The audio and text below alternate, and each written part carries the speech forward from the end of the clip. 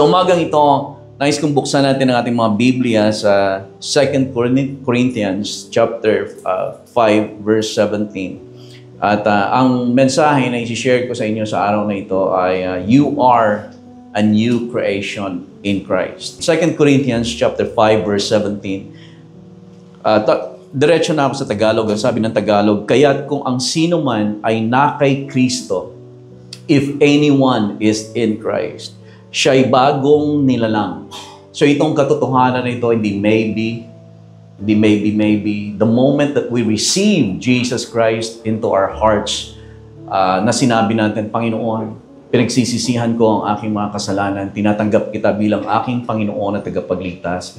That moment on, hindi ka lamang pinatawad ng Diyos sa iyong mga kasalanan, pinatawad ka ng Diyos sa iyong mga kasalanan, subalit hindi lang yun ang nangyayari. Ikaw ay ginawa ng Diyos na bagong nilalang. Hindi mo man yun alam kung paano nangyari, hindi mo man nakita. Subalit in the Spirit, God made you a new creation in Christ. Well, I'm getting ahead of myself, pero basahin lang muna natin yun. Kung ang sino man ay na kay Kristo, siya ay bagong nilalang. Ang mga lumang bagay ay lumipas na o tapos na. Tingnan nyo, o narito sa ibang translation, tingnan ninyo, ang lahat ay naging bago. So ulitin ko ulit na tinanggap natin ang Panginoon Hesus sa buhay natin. Hindi tayo nagpalit ng relihiyon. Hindi ka dating Katoliko, hindi ka dating Iglesia, hindi ka dating Mormon. Nung tinanggap mo si Jesus, naging born again ka. Hindi ka nagpalit ng relihiyon. Merong nangyari sa iyo. Yun yung dapat kong maunawaan natin. Merong nangyari sa iyo, ginawa ka ng Diyos na bagong nilalang. Ang dati mong pagkatao, wala na. Namatay na. At ikaw ay ginawa ng Diyos na purong bago. Merong isang butterfly farmer. Yung nag-farming siya, pero butterfly. So, bumubuhay siya ng mga butterfly. Mula sa binhi pa lang nito, seed pa lang. At yung farm niya naging famous. Madaming pumupunta ng mga visitors sa farm niya.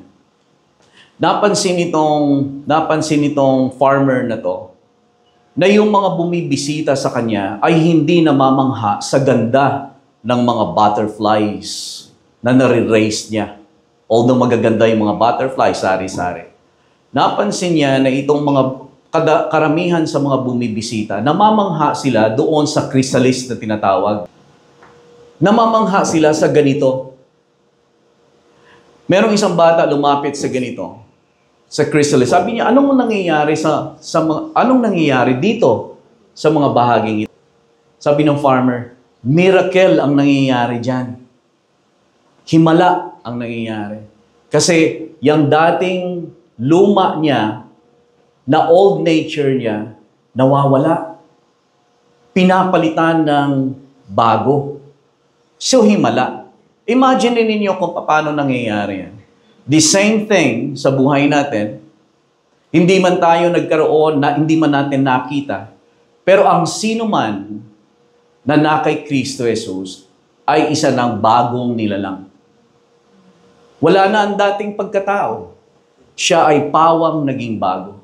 Alam niyo po ba na the new creation is the greatest miracle of all time? Namamangha tayo minsan sa buhay natin kapag nakakita tayo, bulag dumidilat. At patay na bubuhay.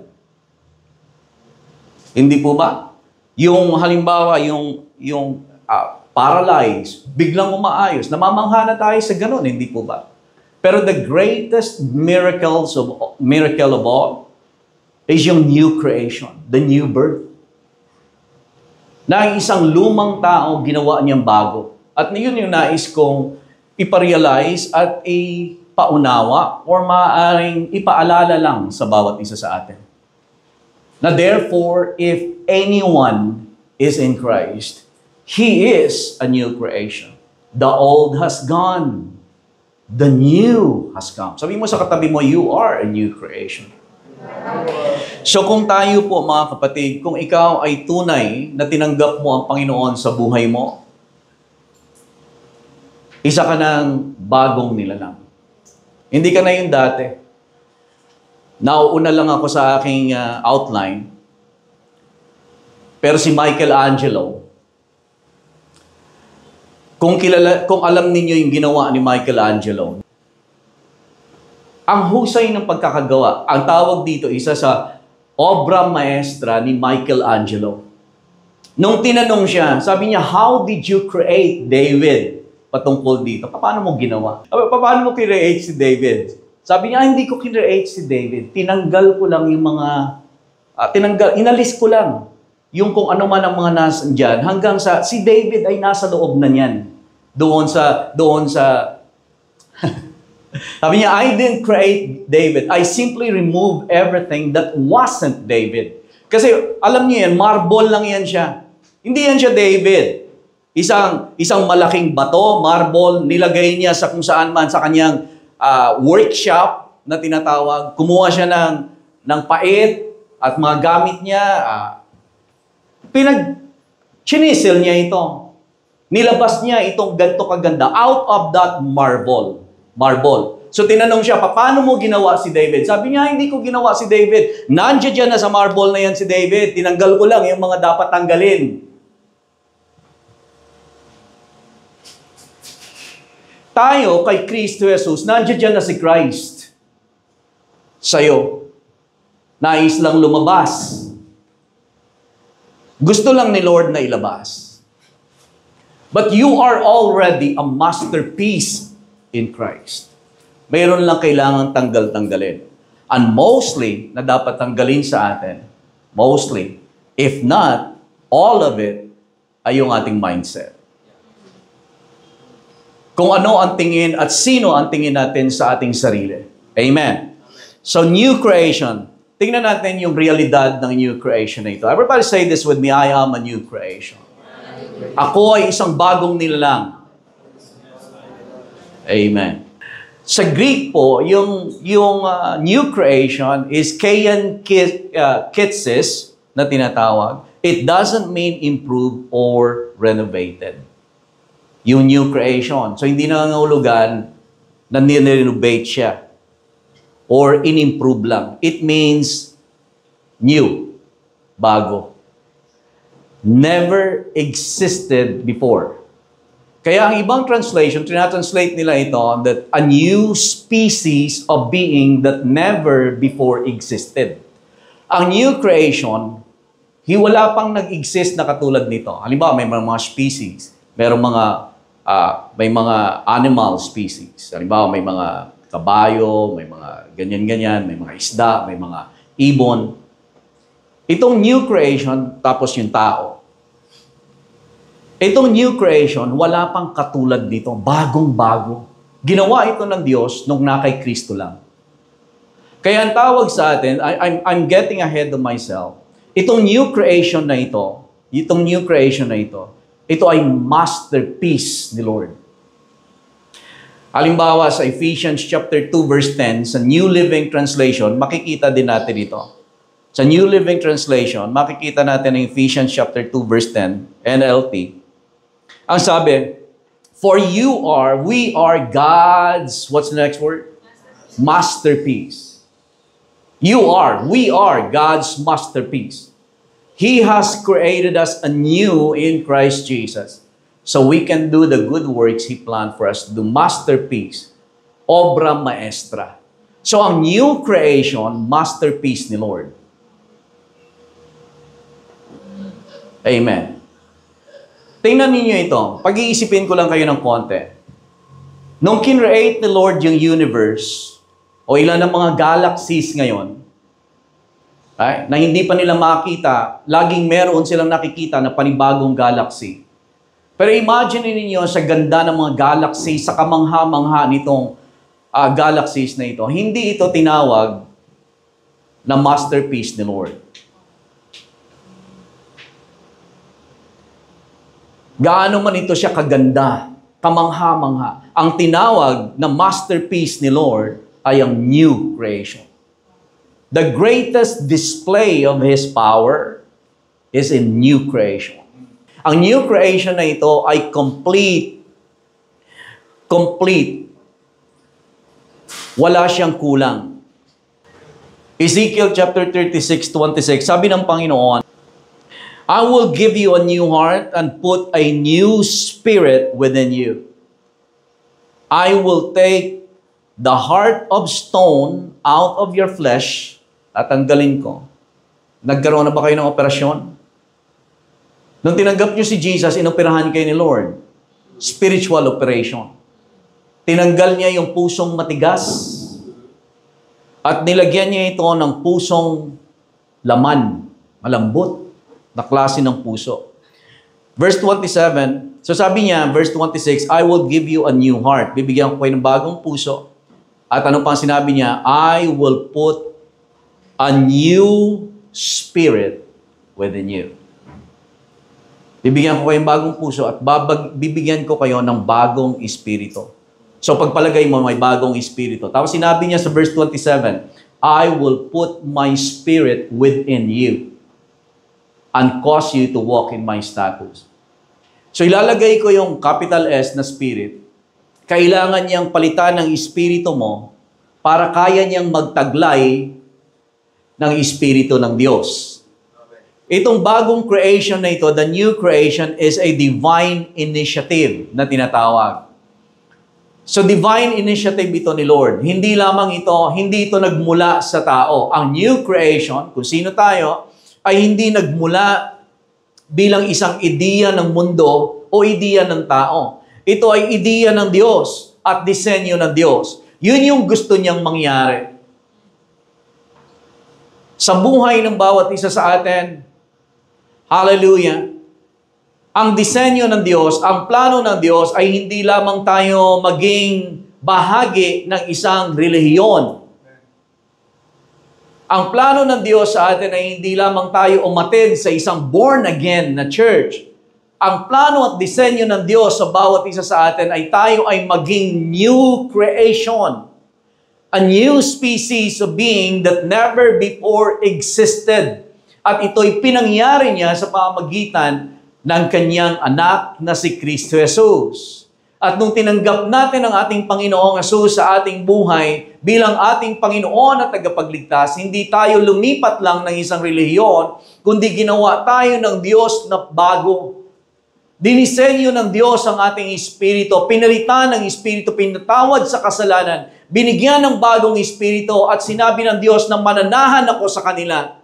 Ang Diyos, ibinigay niya ang espiritu niya sa bawat isa sa atin.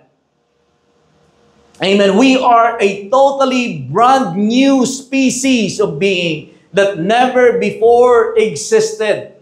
Kaya lang minsan hindi natin makuha sa hinagap natin at tinitignan natin kung sino tayo nung nakaraan.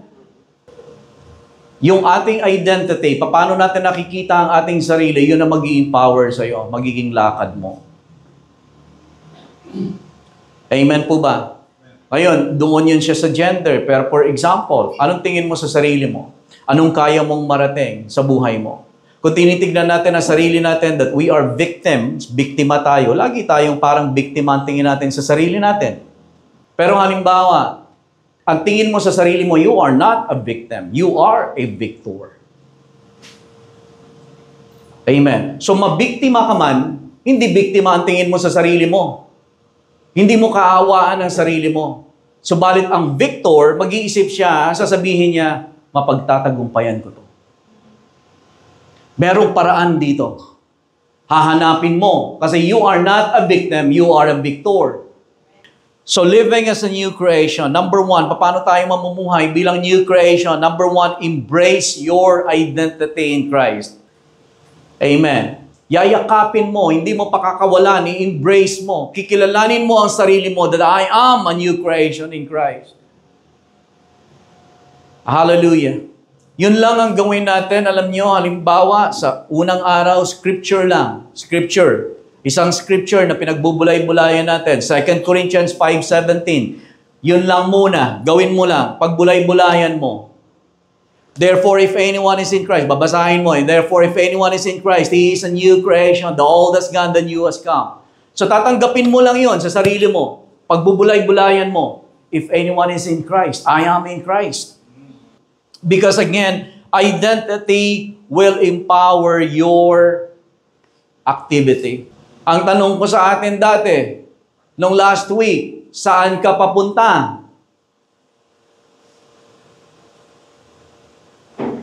Ang tanong ko sa atin ngayon, sino ka? Ano ka? Amen. Kasi kung anong tingin mo sa sarili mo, yun ang paraan ng pamumuhay mo. Kaya meron tayong mga Biblia, mga kapatid. Alam ko na sa atin siguro ito ay napakasimpleng mensahe.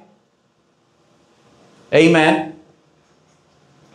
Pero nais kong ipaalala sa atin na upang tayo ay lumakad ng naaayon sa ating pagkatawag at kung sino tayo sa mundong ito. Amen. Sapagkat tayo ay naririto sa mundong ito upang maging ilaw ng sanlibutan. Ipakita ang tunay na halaga at layunin at ang tunay na meaning ng buhay. Hindi tayo nag-i-exist sa buhay na ito na para lamang maging makiisa sa karamihan. Hindi tayo namumuhay sa mundong ito na tayo pinanganak lang, mag-aaral, mag-aasawa, magkakaanak, tatanda, mamamatay. Amen. Of course, tayo ay mamamatay. Pero anong legasiya ang iiwanan mo? Anong legacy ang maiiwanan natin? Pag nawala tayo sa susunod na generation, yung ipinangangaral ba natin may papangaral pa? Amen. Sa ngayon, sa kapanahonang ito, napakaraming mga Kristiyano ang nawawalan ng value, hindi na papahalagahan kung ano yung mahalaga. Ang tunay na mahalaga rather. Sa halip, ang napapahalagahan ay yung hindi mahalaga. Nawawala ang values. Ang dapat sanang value ng buhay, nawawala ang tunay na value ng buhay. Pero sa atin mga kapatid, yun yung nais kong buhayin sa atin. And I pray na hindi lamang tayo nakakarinig ng mensahe. Sabalit I pray na mapukaw sa atin, kahit na isa sa inyo, o dalawa, okay na. Basta merong mabuhay sa atin at makita natin na tayo ay namumuhay sa mundong ito, hindi lamang tayo basta mag-exist, pero makita natin na merong purpose, merong layunin, at tayo ang buhay natin ay dinisenyo ng Diyos at meron tayong sangkap sa atin na hindi panglupa, kundi panglangit. Meron tayong sangkap sa atin na hindi lamang para sa lupang ito at hindi nanggaling sa lupang ito, but we are supernaturally infused with God's power and DNA in our lives. Therefore, if anyone is in Christ, he is a new creation. All things have passed away. Behold, all things have become new. Amen. We embrace that. We embrace who we are in Christ. So, at this point, magtatanong ako sa inyo.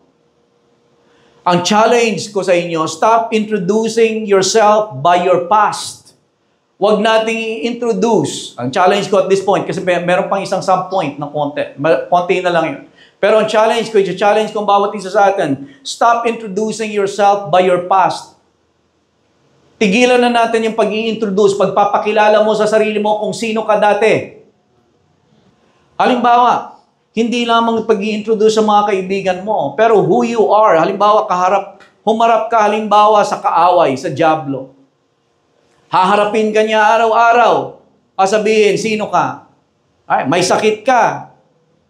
Yan ang ginagawa mo, mahina ka, biktima ka, hindi ka mahal, nag-iisa ka, wala namang mangyari sa buhay mo. Amen. But who do you introduce yourself? Amen. I am a new creation in Christ. Amen. I am a victor. I am not a victim. Amen. I am the healed of the Lord. I know the grace of my Lord Jesus Christ.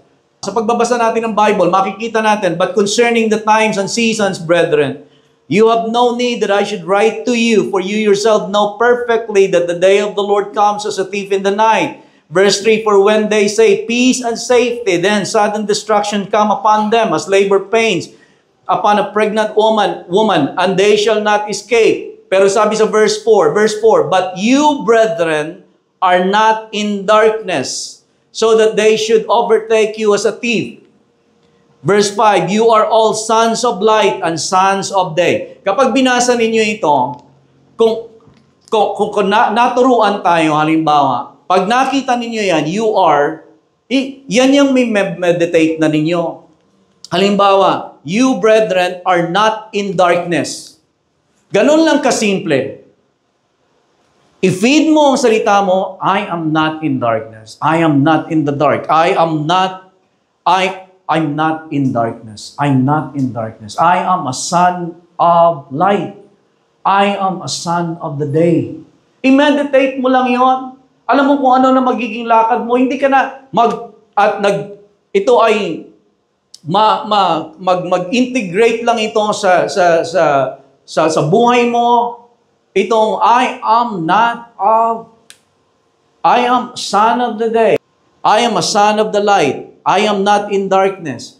Iko-confess mo lang yon. Alam mo, ang magiging lakad mo, mag-iiba na. Lalakad ka halimbawa, nang sa tingin mo ay medyo dark o medyo hindi ito ayon na. Kung iko-confess mo halimbawa na sino ka, amen, mawawaksi mo na. Amen po ba? Kasi alam mo kung sino ka. So yun, sa pagbabasa ng Biblia, alamin mo kung sino ka. Anong sinasabi ng Biblia? Therefore, if anyone is in Christ, he is a new creation. The old has gone. I am a new creation. Kaya yun ang pamumuhay natin. Alam ko, napakasimple nito mga kapatid. But embrace your identity in Christ. I-embrace natin ang ating identity kung sino tayo kay Kristo Jesus at hindi na yung luma na kung sino tayo dati. Huwag nang pag-usapan kung sino tayo. Huwag nang pag-usapan yung mga bisyo na pinagagawa natin dati. Amen. Huwag nang pag-usapan kung ano pa ang nangyari nung nakaraan. Amen. Ang pag-usapan natin ngayon, sino ka kay Kristo Jesus? Amen. Nung makakilala ako sa Panginoon. Amen po ba? Narito pa po ba kayo? Hallelujah. Merong isang babae, ang hilig niya, meron siya sa pitaka niya. Sa pitaka niya, meron siya 2 driver's license. Isang lumang-luma na driver's license na kung saan siya ay payat na payat pa. Sabi, may nagtanong sa kanya, bakit 2 yung sa pitaka mo, bakit meron kang 2 driver's license? Bakit may luma? Bakit may bago? Sabi niya, para gusto kong makita at may kumpara yung 2. Gusto kong makita kung gaano na ako kalayo ngayon. O sabi niya, gusto kong makita kung nasaan, how far I have come. Pero doon sa driver's license ng babae, sa driver's license niya na luma, halimbawa, yung kanyang driver's license na luma ay ginamit niya na ipakita, hindi valid. Ang valid ngayon, yung bagong driver's license. Amen. Ikaw man, sa atin man halimbawa, yung picture mo dati, ikaw, wala na, hindi na valid. Sino ang valid ngayon? Ang valid ay ang new creation ngayon. Doon mo kilalanin ang sarili mo. Yun yung hamon ko. Doon natin kilalanin kung sino tayo. Hindi na ako yung dati. Amen. Of course, may magkakwentuhan man, halimbawa, na ganito yung iba na, change topic na tayo. Hindi na ako yan eh. Hindi mo man sasabihin. Sa isip mo, iba na. Iba na yung mindset mo. Iba na takbo ng isip mo. Babalikan pa yung wala na yun. Amen. Iba na tayo ngayon. Amen. We're being renewed day by day. Amen po ba? Nasusundan po ba natin? Of course, hindi natin kinakalimutan yung mga dating nakaraan, paano tayo binago ng Panginoon, hindi natin kinakalimutan paano tayo niligtas ng Panginoon, paano niya tayo inahon mula dyan sa nakaraan na yan. Hindi natin kinakalimutan yon. Kung paano naging matapat ang Diyos sa buhay natin. Pero we identify ourselves and we introduce ourselves to ourselves, amen, as the new creation in Christ. Amen. Ang introduction natin sa ating sarili, I am an eagle. There is a generation out there that needed to be reached. Sa church na ito, mga kapatid, Hindi tayo makakapag-abot. Halimbawa ako, hindi tayo makakapag-abot kung anong mensahe natin dito. Hanggang saan lang ang mensahe maaabot natin. But you have an influence. And I pray na sa buhay ng bawat isa sa atin, especially sa mga kabataan natin na nandito, I pray that you will stand up in your identity, who you are in Christ in this generation. Ang Ephesians, kung babasahin ninyo ang Ephesians, ilang chapter ang Ephesians? 6 chapter ang Ephesians. Hinati yun siya. Alam niyo po, ang first 3 chapters ng Ephesians, yung identity mo. Ang second 3 chapters ng Ephesians, yung walk mo. Pero dapat mo maunawaan muna yung identity mo. Saan ka man naroon, kapatid, dito challenge kita. Sa atin dito, meron tayong mga medyo senior na. Ang challenge ko sa atin, huwag niyong tignan ng ating sarili na patapos na kayo palubog ang araw sapagkat kay Kristo Jesus, walang paglubog ng araw.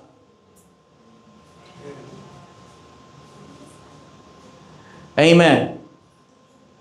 Kay Kristo Jesus, Proverbs chapter 4 verse 18. My path goes brighter and brighter. Hindi ko sinasabi na hindi tayo nakakaramdam ng panghihina. But I'd like us to embrace our identity through the Word of God. Pagpagamit tayo sa Panginoon, huwag nating sabihin, palubog na ako. Kaisipan ng mundo. Huwag niya nating sabihin, naghihintay na lamang ako. No, no, no. Gamitin mo ang bawat araw. Manalangin ka sa Panginoon. Panginoon, salamat sa araw na ito.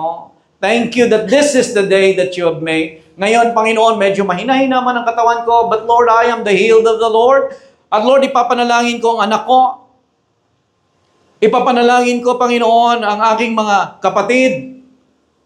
Lord, hindi ko sila ipapanalangin na maging relihiyoso lang. Subalit, Panginoon, idudulog ko sila sa iyo. At Lord, gamitin mo ako. Ay, sa mga makakausap ko, hindi lang ako magkukwento ng kung ano-ano. Lord, ikikwento kita. Sa mga nagtatrabaho, ipakita niyo kung sino kayo kay Kristo Jesus. Huwag kayong makiayon sa mundong ito. Ipakita niyo na kayo ay Kristiyano. Amen. I-embrace niyo ang iyong identity kay Kristo Jesus. Huwag kayong makitulad sa kanila. Amen. Gawin natin na maging liwanag tayo. Naghihintay ang mundong ito para sa atin. Sa mga kabataan, sa mga nag-aaral, kung talagang Kristiyano ka, amen. Hindi perfectionism ito.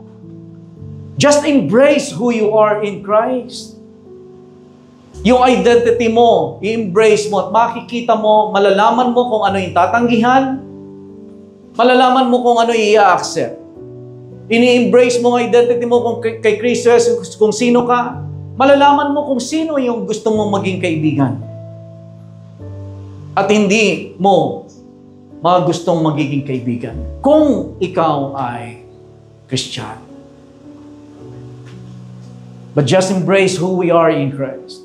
Again, uulitin ko sa bawat isa sa atin, mga kapatid, hindi ko rin alam why am I so being intense sa generation na ito or sa mga nakaraang buwan or mga linggo. Na kung napapansin niyo, merong intensity sa ating pangangaral, redeeming the time. Because I know, again, uulitin ko sa atin, hindi para takutin tayo, hindi natin alam kung anong mangyayari sa mga susunod na panahon. Ngayon sa mga pagbaha na lamang, hindi nila malaman kung hindi na lang Pilipinas ang binabaha. At Korea, Hong Kong, may China, hindi na lamang ang Israel ang may gera. Pati Cambodia. Amen. Again, mga kapatid, hindi ito pangangaral patungkol sa maging perpekto ka. Amen. But embrace who you are in Christ and shine as the light of the world. Kapag nakita natin kung sino tayo kay Kristo Jesus, yun ang magiging basihan ng paglakad natin.